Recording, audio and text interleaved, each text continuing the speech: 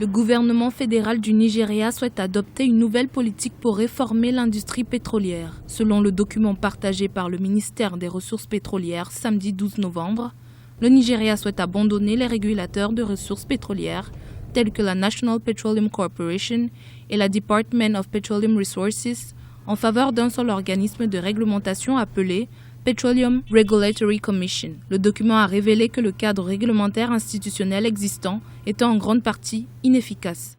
Aujourd'hui, le Nigeria est en pleine récession économique.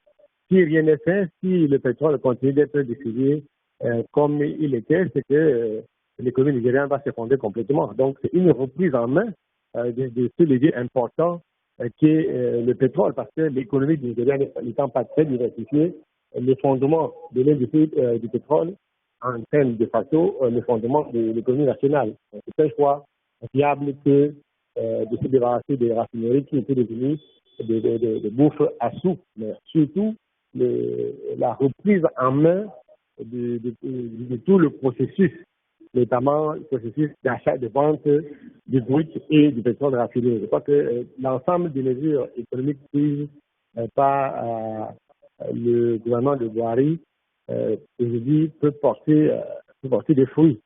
Avec cette nouvelle politique pétrolière, le Nigeria compte mettre en place de nouvelles directives, notamment pour les raffineries du pays. Le pays en compte 4, qui sont pour la plupart restées en grande partie improductives. Chacune disposera d'une période de transition durant laquelle elle devra devenir viable et rentable, auquel cas elle sera vendue ou fermée par l'État.